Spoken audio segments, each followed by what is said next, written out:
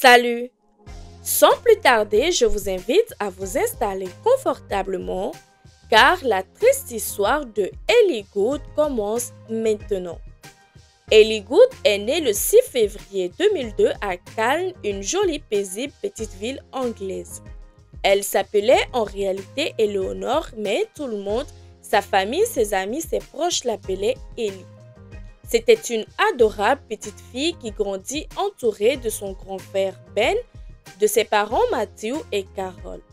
La famille Good vivait heureux à Calne, une agréable petite ville de 18 000 habitants dans laquelle il fait bon vivre, où tout le monde se connaît. Calne se situe dans l'un des comtés les plus sûrs du royaume avec un taux de délinquance extrêmement faible. Calne est également réputé pour sa qualité de vie et ses nombreux espaces verts. Depuis toute petite, Ellie nourrissait une véritable passion pour les chevaux. Elle partageait d'ailleurs cette passion avec sa maman avec qui elle était très proche. Elle prenait les cours d'équitation depuis sa plus tendre enfance et au fil des années, elle était devenue une cavalière confirmée. Elle participait à de nombreux concours d'équestre et avait remporté de nombreux trophées. Aussi, elle rêvait d'associer sa passion à son futur travail et Ellie voulait faire partie de la police nationale. Elle était encore au lycée en dernière année et souhaitait ensuite poursuivre des études en psychologie à l'université. Ses amis la décrivent comme une jeune fille souriante, joyeuse et spontanée. Elle était très appréciée car elle était drôle et pétillante. Elle travaillait dur au lycée afin d'obtenir son diplôme, l'équivalent du baccalauréat. En parallèle de ses études, elle venait de trouver un petit emploi comme serveuse. Ellie apprenait également à conduire et commençait à regarder les universités pour l'année suivante. En janvier 2019, un mois avant son 17e anniversaire, elle commença à sortir avec un certain Thomas. Ils fréquentaient tous les deux le même lycée et comme Ellie, Thomas avait 17 ans. C'était son premier petit ami sérieux. Ils se connaissaient depuis des années et elle avait toujours eu un petit faible pour lui. Ils fréquentaient le même groupe d'amis et partageaient tous les deux la même passion, l'équitation. Aussi, lorsqu'il l'invitait à sortir, elle était très ravie et très excitée. Elle en parla d'ailleurs à sa maman qui était sa plus grande confidente. Mais l'histoire d'amour ne durera que quelques mois puisqu'en mai 2019, Ellie décidera de mettre fin à cette relation. Les examens de fin d'année approchaient et elle avait de plus en plus de pression. Elle était très studieuse et préférait se concentrer dans l'immédiat sur ses études. Enfin, c'est ce qu'elle dira, mais ce n'était qu'une excuse. En effet, Ellie commença à se poser des questions sur son histoire d'amour. Elle en avait marre d'être obligée de voir Thomas tous les soirs. Si elle ne le faisait pas, il le prenait mal et lui faisait des reproches car Thomas était assez étouffant, très possessif. Il exigeait qu'ils se voient seuls sans leur ami. Ellie, de son côté, avait un bon groupe d'amis, bon groupe de copines. Elle ne voulait pas s'isoler. Et lui, Thomas, quant à lui, dès les premiers mois de la relation, il commença à parler de mariage d'enfants. Ellie n'était absolument pas à ce stade-là. Elle voulait profiter de son adolescence, de ses amis, de ses sorties. Elle voulait prendre le temps de vivre son histoire d'amour. Ellie désirait plus de légèreté dans leur relation. Elle ne souhaitait pas être prisonnière de Thomas. L'idée du mariage la faisait peur et elle en parla d'ailleurs à l'une de ses meilleures amies. Elle lui raconta qu'elle ne voulait plus être avec lui car il devient de plus en plus oppressant. Ce n'était pas ce qu'elle souhaitait. Mais malheureusement, elle ne se doutait absolument pas que Thomas prendrait mal leur séparation. Ces derniers temps, avant que leurs histoires ne finissent, Thomas devenait de plus en plus possessif. Il voulait qu'elle soit toujours avec lui, notamment lors des pauses déjeuner. Il était plutôt introverti et ne voulait pas se mêler aux autres. Il avait besoin que d'elle. Cependant, Ellie, quant à elle, était très sociable. Elle avait des envies de rire, de s'amuser, d'aller sortir manger avec ses amis. et cela provoquait de plus en plus de disputes entre eux. C'est d'ailleurs suite à une énième dispute à ce propos qu'elle finit par se convaincre qu'il fallait mettre un terme à cette relation.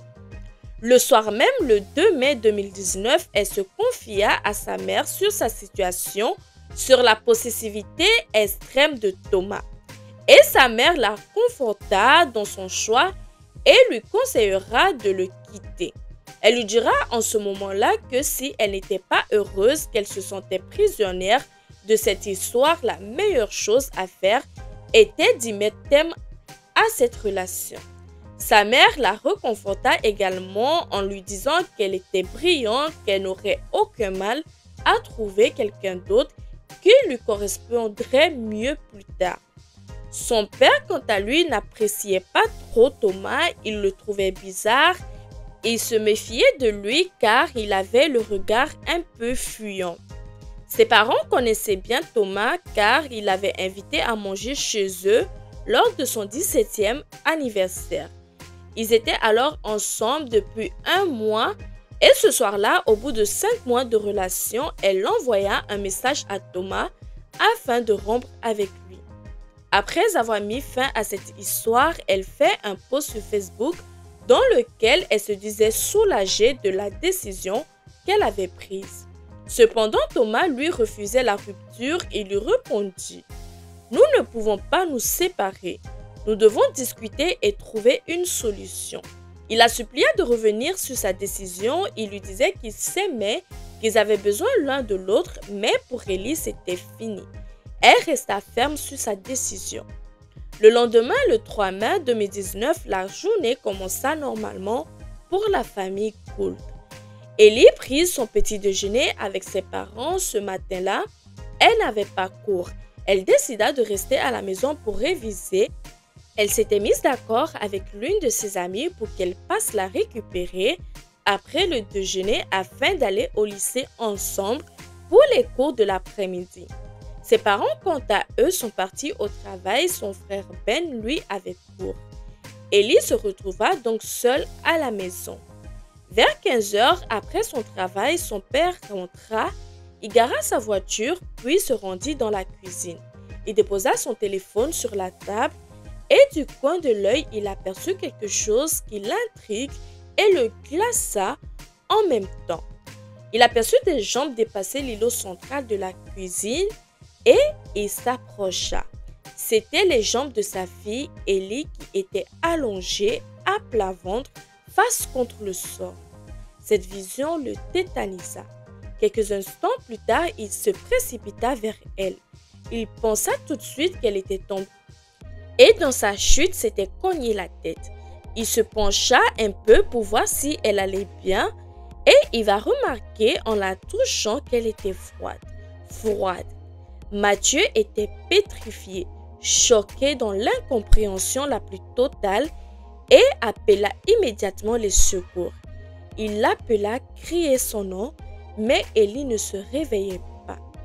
Dans ce cas où il essaya de se raisonner pour comprendre ce qui s'était passé, peut-être Ellie avait cherché en montant sur le plan de travail, attraper quelque chose et à ce moment-là, elle aurait pu glisser en se cognant la tête violemment contre le sol. Mathieu était abasourdi. Il cherchait à comprendre ce qui avait bien pu se passer. Quelques instants plus tard, en attendant les secours, il se rendit compte qu'à l'autre bout de la pièce, il y avait des éclaboussures de sang. Ces traces de sang étaient trop bien loin. Cela ne pouvait pas être le résultat d'une chute. L'attente des secours lui sembla une éternité. Mais au fond de lui, il savait qu'il était trop tard. Il savait que sa fille était morte. Il appela ensuite son épouse Carole en lui disant qu'Ellie avait eu un accident, que les secours arrivaient et qu'il avait besoin d'aide. Carole, complètement affolée, partit tout de suite en direction de la maison. Lorsqu'elle arriva, elle a dû se garer un peu plus loin car le quartier était envahi de voitures de police et d'ambulances. Et c'est lorsqu'elle parvint à rentrer chez elle que son mari lui annonça la mort de leur fille, Ellie. Carole était dévastée. Le secours arrivait sur les lieux et en quelques minutes, il retournait.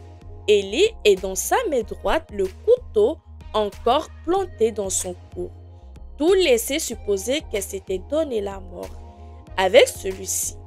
Mais les policiers trouvaient que la position dans laquelle elle avait été retrouvée semblait suspecte. En effet, elle était allongée sur le ventre, elle avait dans sa main droite le couteau encore planté dans son cou. À vue d'œil, on ne pouvait pas déterminer le nombre de ses blessures. Mais ses parents rejetaient tout de suite la thèse de se donner la mort. Pour eux, ça ne pouvait être qu'un accident. Un malheureux accident. L'enquête de proximité commença rapidement. Certains voisins diront avoir entendu des bruits provenant de chez eux et certains avaient remarqué un adolescent portant une capuche dans les alentours. Et d'autres avaient repéré la présence d'une voiture étrangère au quartier. Une enquête fut ouverte pour assassinat, d'autant plus que les résultats de l'autopsie révèlent assez rapidement qu'elle avait reçu 13 coups de couteau. Il était donc impossible qu'elle se soit infligée elle-même. Elle avait aussi de nombreuses blessures défensives ainsi que des marques sur son cou qui montraient qu'elle avait été étranglée. Ellie avait donc été assassinée. Son amie qui devait venir la récupérer fut interrogée. Elle raconta qu'Ellie lui avait envoyé un message pour lui dire de ne pas venir la chercher. Elle lui avait envoyé plusieurs messages en retour, mais Ellie n'avait pas répondu à aucun de ces messages. C'est en interrogeant les différentes copines que les enquêteurs vont découvrir une information assez importante. Ils découvrirent que Ellie venait de quitter son petit ami la veille et Thomas, lui, depuis la rupture, avait envoyé de nombreux messages à ses amis en leur disant qu'il ne se sentait pas bien, qu'il n'avait pas bien dormi la nuit et qu'il cherchait à avoir Ellie. En examinant le téléphone de la jeune fille, la police découvrit plusieurs messages et appels en absence de Thomas. Selon toute vraisemblance, qu'elle avait répondu à aucun message ni aucun appel de son petit copain. À 18 h ce jour-là, Thomas fut arrêté devant chez l'un de ses amis car il était soupçonné d'avoir tué Ellie. Lors de son arrestation, les policiers vont immédiatement retrouver des traces sur son cou et son visage. Lorsqu'il fut arrêté, ses premiers mots furent « Est-ce que ma petite amie va bien ? Je ne l'ai pas vue aujourd'hui. » Les policiers n'avaient pas de preuves solides contre lui. Ils ne pourraient donc pas le retenir bien longtemps. Aussi, une course contre la montre s'engagea. Rapidement, ils vont découvrir que ce jour-là, Thomas ne s'était pas rendu au lycée. Ce matin-là, sa mère l'avait bien déposé devant l'établissement, mais il n'était pas présent en cours. Parallèlement, un voisin identifia Thomas comme étant le jeune homme à la capuche aperçu dans le quartier. Un autre voisin confirmera ensuite l'avoir vu en fin d'après-midi marcher sur le bord de la route. Il le déposera d'ailleurs devant son lycée. Cet après-midi-là, Thomas envoya plusieurs messages, dont des selfies assez inquiétants à ses amis. On pouvait y voir quelques blessures, des griffures sur son visage. Il disait « Je pense que tout le monde a remarqué que j'ai été mal ces derniers temps et je dois vous dire pourquoi. Moi et Ellie allons faire une pause et voir comment ça se passera après les examens. En plus de cela, mon père a un cancer et ma grand-mère a été hospitalisée pour des problèmes cardiaques. » Il ajoutera ensuite « J'ai été tellement stressé ces derniers temps que je ne sais pas comment y faire face. Je me suis gratté partout, autour de cou, et comme ce groupe en quelque sorte devenu comme mes meilleurs amis, je ne sais pas à qui d'autre en parler. » Interrogé par les policiers à ce propos, il racontera qu'il avait eu un accident, mais après avoir observé ses blessures de plus près, il conclure que ce sont des blessures défensives, sûrement causées par Ellie qui luttait sans doute pour sa vie. En examinant ses chaussures, il découvrit des traces de sang et l'analyse ADN confirmera plus tard qu'il s'agissait bien du sang d'Eli. Ils avaient suffisamment à présent de preuves pour garder Thomas. Lui, de son côté, déclara qu'il n'avait rien à voir avec l'assassinat d'Eli. Il admit qu'il avait mal pris la rupture, qu'il avait eu mal à dormir cette nuit-là, car il ne comprenait pas pourquoi elle avait quitté. Il racontera ensuite que ce jour-là, il avait effectivement séché les cours et qu'il avait passé toute la journée dans les bois, seul à réfléchir. C'était une chose qu'il avait l'habitude de faire. Cependant, les taches de sang retrouvées sur ses chaussures le désignaient comme impliqué dans le meurtre d'Eli. Il fut donc accusé de meurtre et incarcéré en attendant son procès.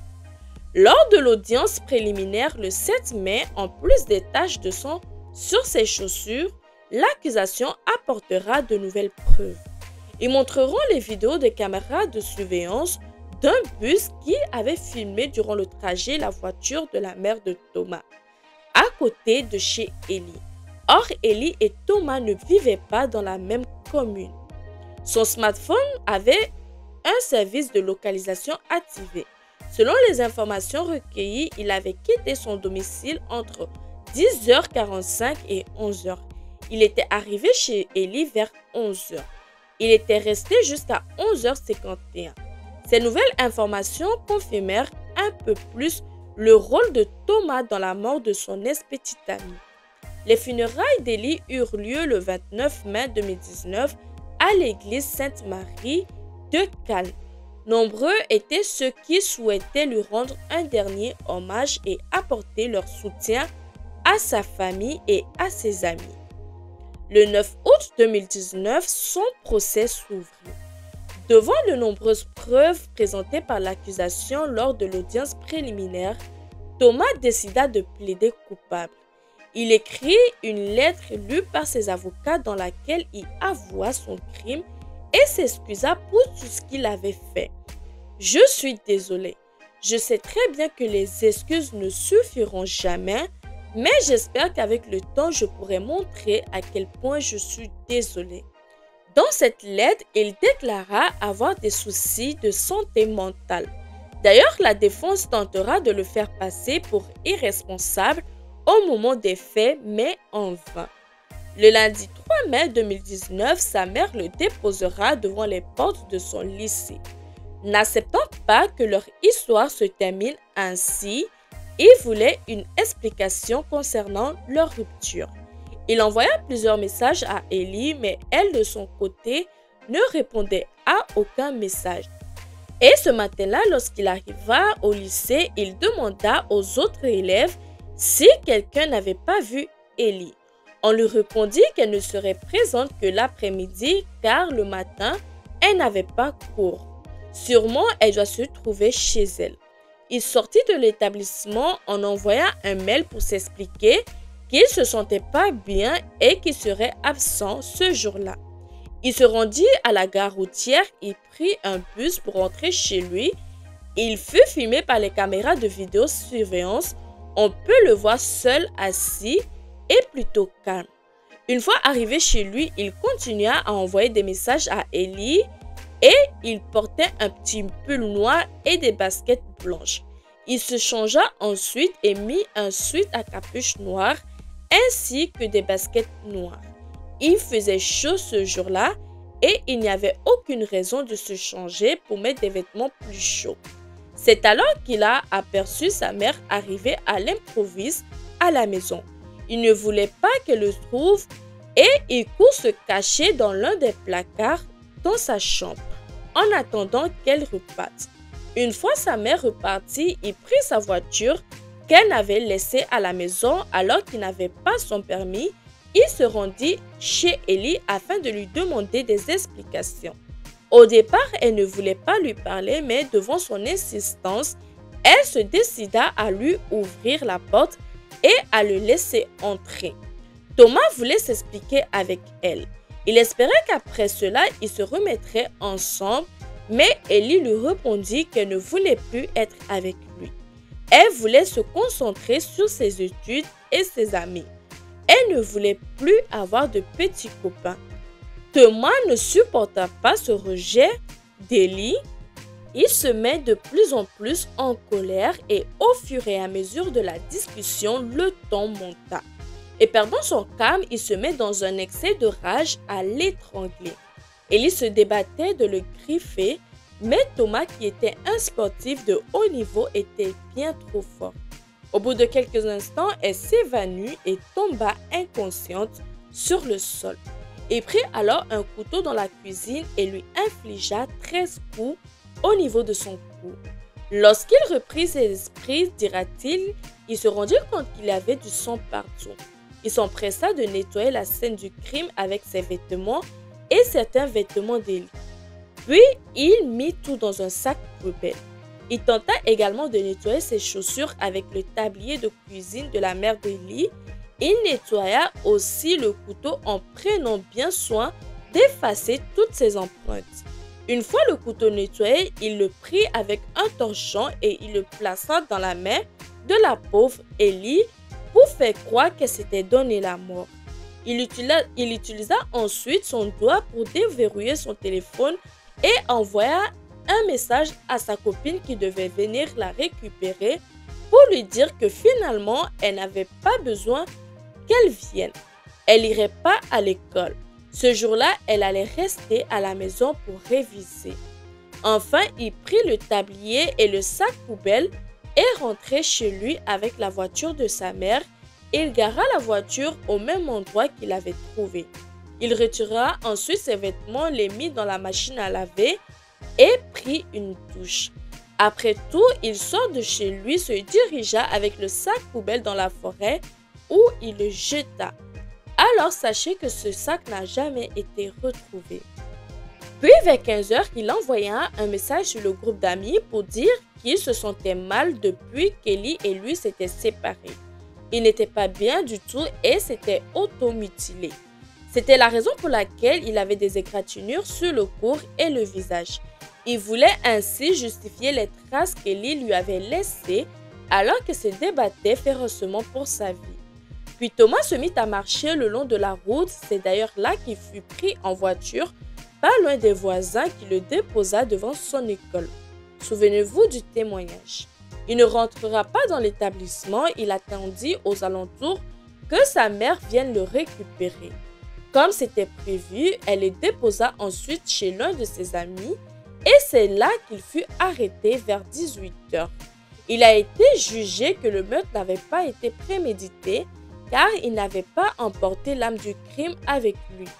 Il fut néanmoins condamné à la prison à perpétuité, mais la défense fit appel en utilisant une loi anglaise qui stipule qu'aucun mineur ne pouvait être condamné à passer toute sa vie en prison.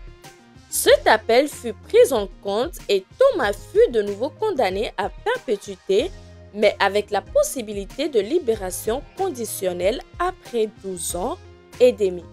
Cette peine fut un grand bruit et fut très controversée. Les parents d'Élie, choqués et abattus, avaient l'impression que la justice leur a fait faux bond. Ils déclarèrent que le système ne soutenait pas les victimes, mais plutôt les meurtriers. En décembre 2019, le procureur et les avocats de la famille y voulaient une peine plus lourde, mais celui-ci fut rejeté. Ainsi, notre histoire se termine ici. Merci d'avoir regardé. N'oubliez pas de vous abonner, de liker, de partager. On se retrouve donc dans une prochaine vidéo.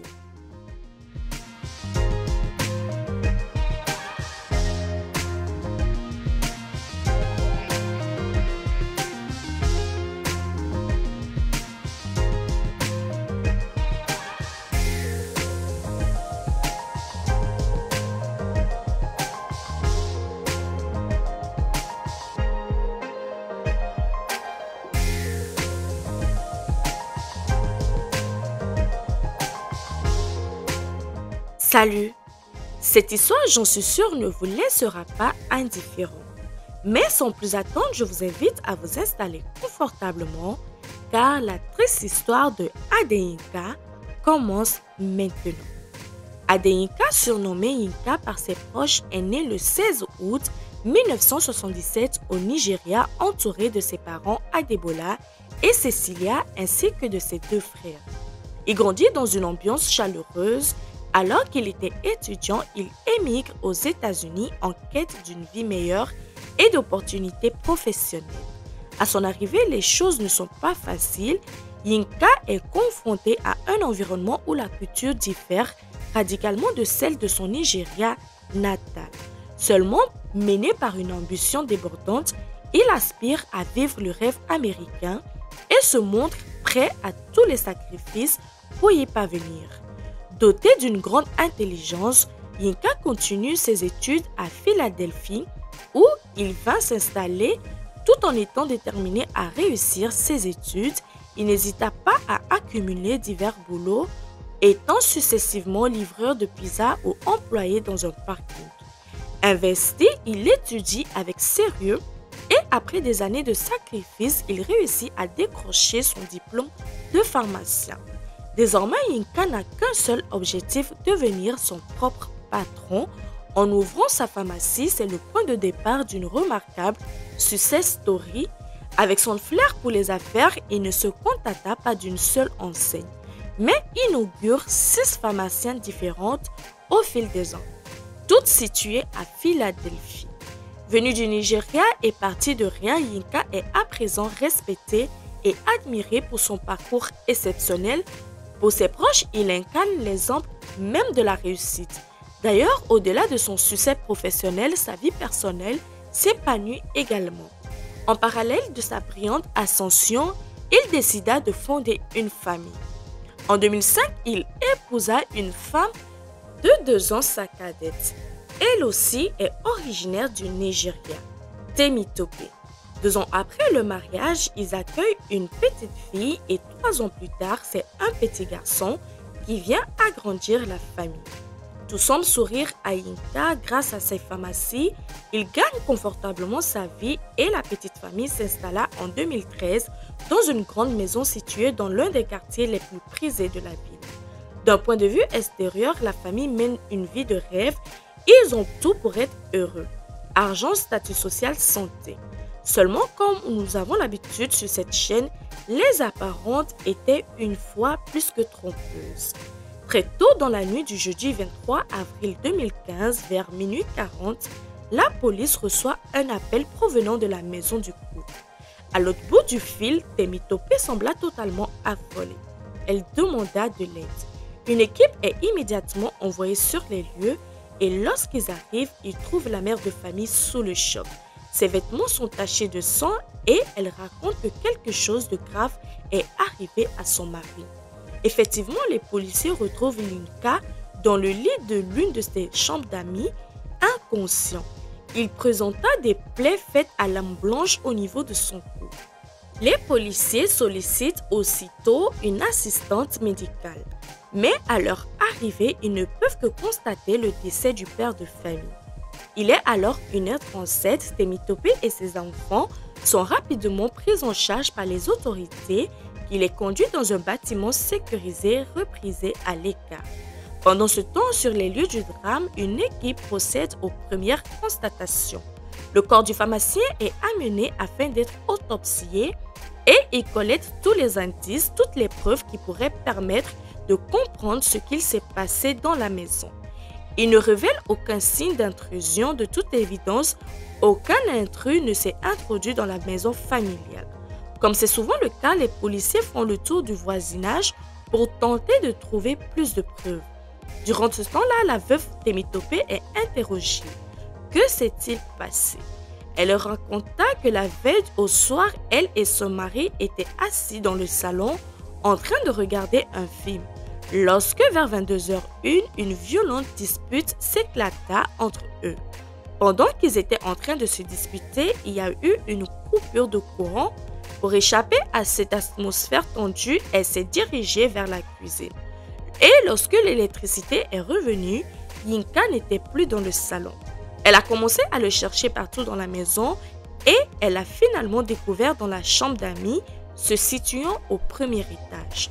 Dans la pénombre, il paraissait endormi et en se rapprochant, elle aperçut un couteau près du lit. Elle a pris afin de le remettre à sa place dans la cuisine et c'est à ce moment-là, sous la lumière, qu'elle a remarqué que la lame était ensanglantée. Paniquée, elle est retournée dans la chambre d'Ami et a réalisé que Yinka n'était pas endormi mais inconscient. Elle a aussitôt contacté les secours. Sa version semble invraisemblable aux yeux des enquêteurs qui s'empressent de vérifier certaines de ses dires.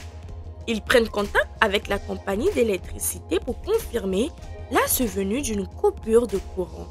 Malheureusement pour elle, la compagnie est catégorique. Aucune interruption électrique n'a eu lieu cette nuit-là dans leur secteur. De toute évidence, la veuve ne leur dit pas la vérité. Lors de l'inspection de la maison familiale, les enquêteurs constata que la porte de la chambre d'Ami présente des traces de coups et des éraflures. Apparemment réalisée avec un couteau, la porte a également une brèche à la hauteur du genou, comme si quelqu'un avait tenté de l'enfoncer avec force. Par ailleurs, sur la commode de la chambre principale, il trouve une photo de Yinka tenant un de ses enfants en bas âge. Son visage est recouvert d'une croix et une ligne évoquant une incision est tracée au niveau de son cou. Après cette découverte, Temitope, une nouvelle fois interrogée, comment explique-t-elle ces mensonges et les coups sur la porte? La mère de famille modifie alors son récit. Elle explique au cours de leur dispute, la situation s'était aggravée, la poussant à se réfugier dans la chambre d'Ami où elle s'était barricadée. Yinka furieux la suivait en hurlant, en donnant des coups à la porte tout en lui ordonnant d'ouvrir. Lorsqu'elle a finalement cédé, il était muni d'un couteau et était très menaçant. Elle a pu s'échapper de la pièce pour trouver refuge dans le salon, s'installer sur le canapé en attendant qu'il se calme.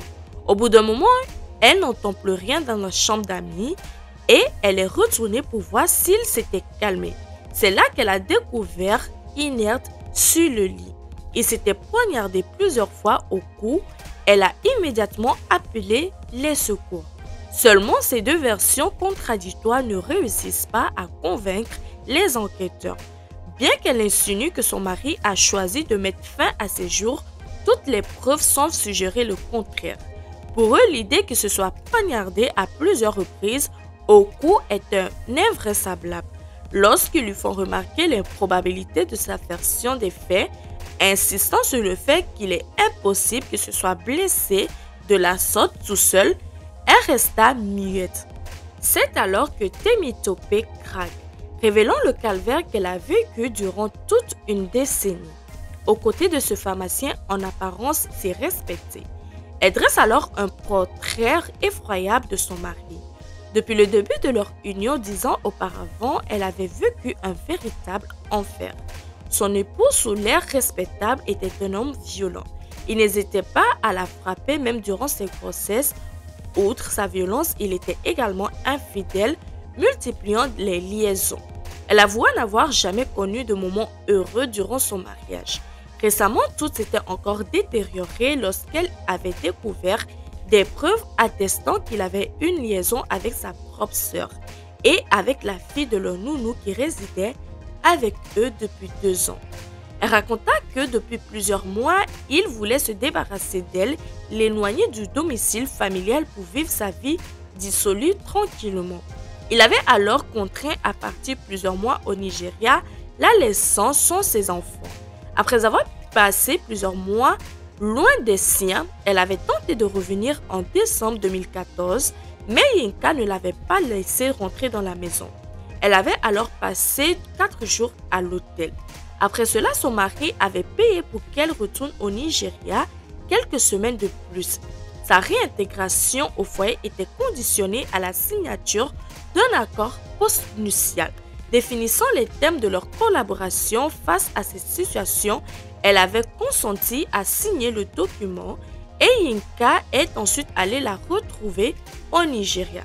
Son séjour là-bas, Yinka lui avait dévoilé qu'il y avait des caméras de surveillance qu'il avait fait installer dans leur domicile. En visionnant les images, elle avait aperçu la fille de la nounou dans une pièce, dans une situation suggérant qu'elle entretenait une liaison avec son mari.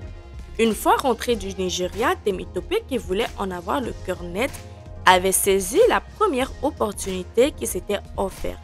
Un jour, alors que Yinka avait laissé son téléphone portable à la maison, elle s'était permise de fouiller à l'intérieur et là, ses pires craintes se sont confirmées.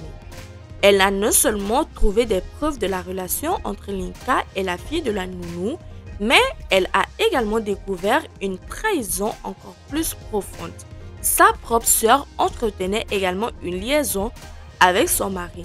Déterminée à conserver des éléments de preuve, elle avait utilisé son téléphone pour photographier les messages et les images compromettantes présentes dans le téléphone mobile de Yinka. Et c'est précisément ce qui a déclenché la dispute fatale ce soir-là. Dès 21h, alors qu'ils étaient paisiblement installés dans le salon à regarder la télévision, Yinka a demandé à consulter le téléphone de Temitope. En découvrant les photos qu'elle avait prises, il est devenu fou de rage. Néanmoins, après toutes ces révélations, Temitope n'a jamais reconnu avoir tué son mari. Le lendemain, le 24 avril 2015, elle est placée en détention. Elle est accusée de son meurtre avec préméditation et sa caution est fixée à 60 000 $. Quelques jours plus tard, les résultats de l'autopsie arrivent. Ils indiquent que Yinka a été poignardée dans le cou à plus de 10 cm de profondeur, ce qui a sectionné la carotide et la jugulaire. La blessure a été faite avec un couteau de cuisine retrouvé dans la maison. Le 2 mai 2015, entouré de ses proches, anéanti par le chagrin, Yinka est inhumée aux États-Unis. Le jour même, l'une de ses sœurs de Temitope accorda une interview au magazine africain.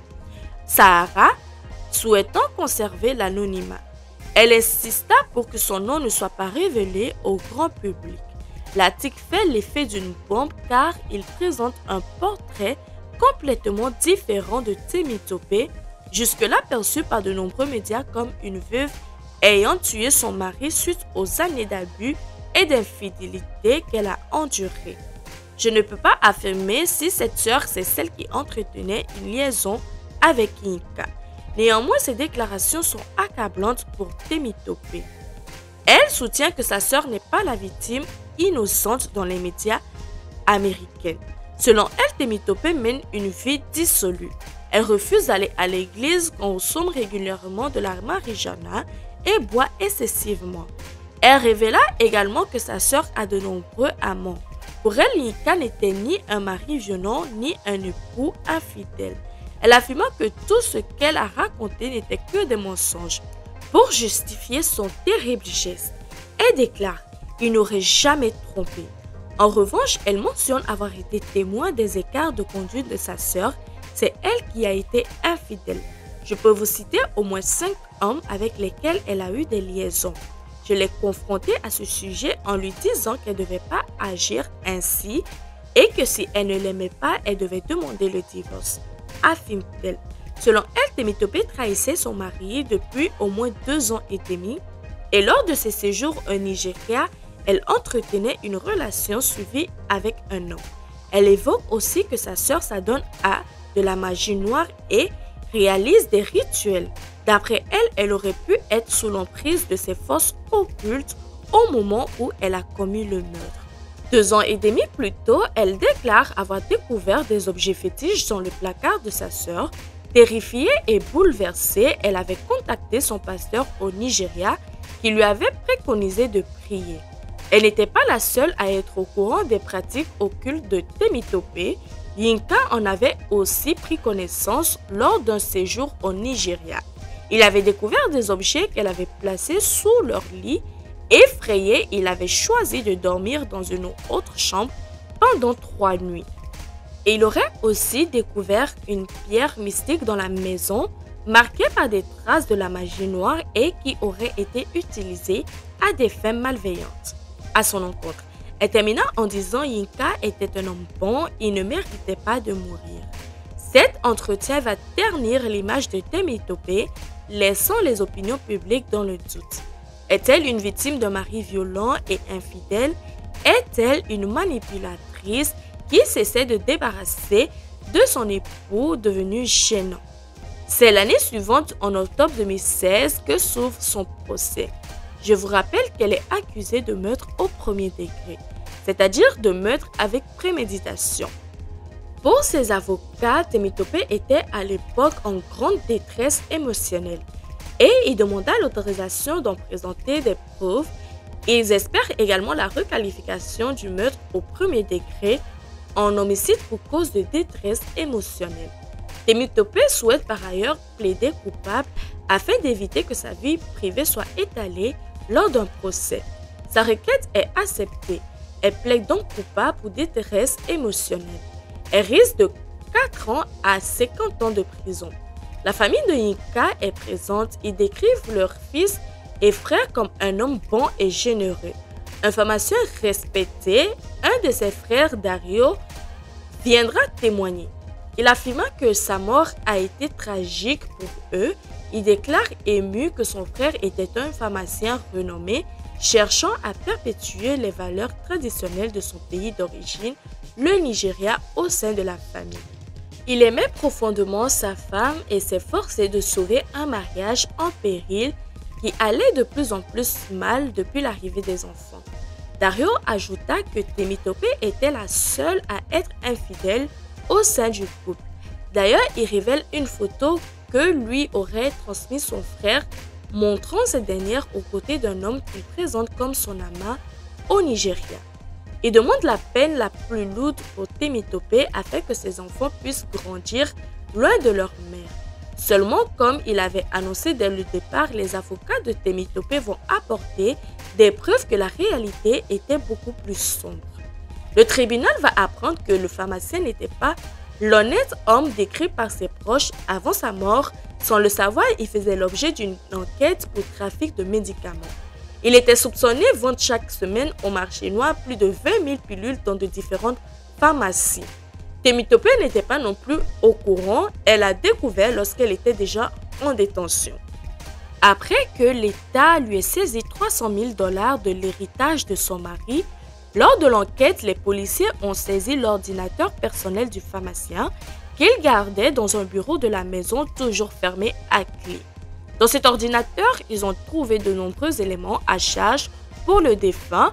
Ils ont découvert le fameux contrat postnuptial dont Temitope avait parlé lors de son interrogatoire et qu'elle avait été contrainte de signer avant de recevoir l'autorisation de revenir chez elle. Ce contrat stipulait que la mère de famille cédait le contrôle total de ses biens et de ses avoirs de la famille à son époux. De plus, elle devait confier l'entière responsabilité de l'éducation de ses 2 enfants, âgés de 5 ans et 8 ans, à la nounou. Enfin, il était spécifié qu'elle n'avait pas le droit de pleurer dans cet ordinateur. Ils ont aussi mis la main sur des enregistrements des caméras de surveillance de la maison. Ces images montrent Yinka en train d'avoir des relations intimes avec d'autres femmes, apparemment des prostituées. D'autres séquences révèlent qu'il consommait de la drogue. Temitope a soutenu que son mari la frappait et abusait sexuellement d'elle. Elle a raconté comment il se servait des sextoys pour la blesser. L'ordinateur de ce dernier, les vidéos ont été trouvées montrant qu'il utilisait ces mêmes sextoys avec ses maîtresses. Les avocats de la défense ont présenté des photos des diverses cicatrices infligées par son mari. Ils ont également présenté des rapports médicaux attestant qu'elle avait été battue à plusieurs reprises, y compris pendant ses grossesses, comme elle avait mentionné lors de son interrogatoire. Pour le procureur, le pharmacien souhaitait mettre fin à son mariage, mais il était pris au piège entre la culture de son pays d'adoption et la tradition de son pays natal. L'une qui promettait de divorcer et l'autre qui le contraignait à rester marié. Il a demandé une peine de 12 ans. Pour lui, ce n'était pas un cas d'abus unilatéral, mais un mariage brisé avec abus des 2 parties. Au final, le juge n'a pas retenu les arguments du procureur et il a prononcé un jugement fort. Temitope a écopé de 4 ans de prison, soit la peine minimale. Elle a pleuré en silence durant toute l'audience. Son avocat a lu une lettre en son nom dans laquelle elle s'excusait auprès de la famille de son mari. Elle a dit que ses actions étaient inexcusables. Elle ajoutait que le plus dur serait d'expliquer cela à ses enfants qui avaient 5 et 8 ans au moment des faits. L'avocat de Temitope affirma que si Yinka était toujours en vie, il aurait risqué jusqu'à 20 ans de prison pour les abus qu'il avait fait subir à sa femme. Il a terminé en revenant sur les déclarations de son frère et en disant que la vision qu'il avait de son frère ne correspondait pas à les images des vidéos retrouvées dans son ordinateur. Ainsi se termine notre triste affaire. Je vous remercie d'avoir regardé la vidéo. N'oubliez pas de liker, de partager, de commenter, de s'abonner. On se retrouve dans une prochaine vidéo.